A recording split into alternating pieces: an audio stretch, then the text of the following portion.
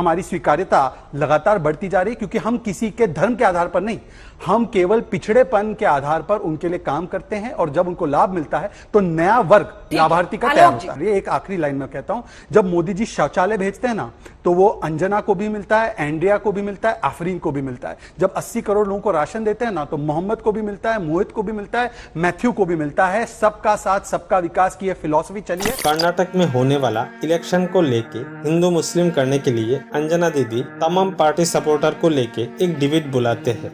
अंजना दीदी की फंडा और भी क्लियर है, हिंदू मुस्लिम करवा के मोदी जी का और भी फायदा करवाना है। उसी मुद्दे को आगे बढ़ाते हुए शहजाद पुनेवाला हर वो कोशिश करने में जुड़ गए जिससे मुसलमानों के प्रति मोदी जी का प्यार और भी ज्यादा बताया जा सके। इसी बात को टोकते हुए आलोक शर्मा ने हर वो सच का खुलासा कर दिया जिससे मुसलमानों के प्रति मोदी जी का असलियत और भी बाहर आ गया। यही नहीं, शहजाद पुनेवाला को खुद की याद दिलाते हुए बीजेपी कैसे पुनेवाला को राज्यसभा से बाहर का रास्ता दिखाया वो भी बोल दी। ऐसा हाल किया कि बेचारा बोलने के लायक ही नहीं रहा। प्रधानमंत्री नरेंद्र मोदी से लेकर शहजाद पुनावाला यही समझाते हैं कि जब शौचालय से लेकर किसान आवंटन हो, किसी को किसी भी स्कीम के तहत पैसा या घर या मकान कुछ भी मिलता है, तब धर्म नहीं देखा जाता। लोकसभा में 303 सांसद पहुंचे, लेकिन एक भी उस समुदाय से नहीं पहुंचा जिसकी बात कर रहे हैं आप 14 में भी यूपी जीते, 19 में भी जीते, 22 में भी जीते,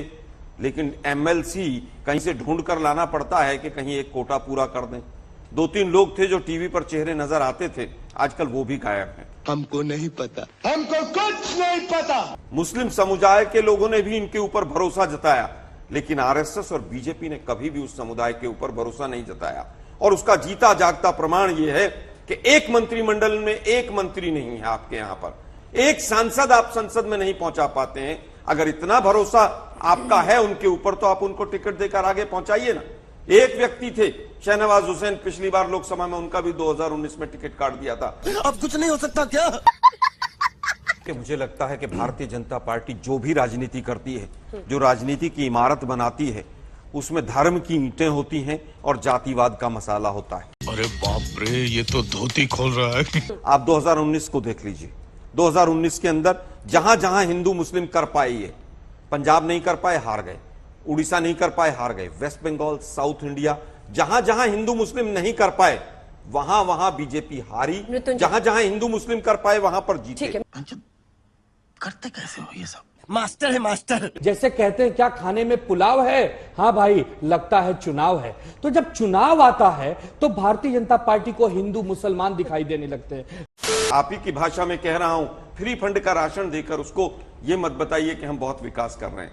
अगर आप कह रहे हैं कि शौचालय सबके घर में बना, तो गैस का सिलेंडर भी 1150 रुपए में सभी के घर पहुंच रहा है। अगर किसानों की बात करें, किसान सम्मान निधि की, तो 16 करोड़ से शुरू हुई थी और अब 3 करोड़ 81 लाख पर आ गई। लगभग 1/4 यहां पर पूरे आंकड़े आ गए। गजब टूबीबाज आदमी। आज बयानों की अगर बात करूं मैं इसी समाज के लिए, क्या साहिब सिंह वर्मा के लड़के का बयान याद है आप लोगों को? क्या कहा उन्होंने?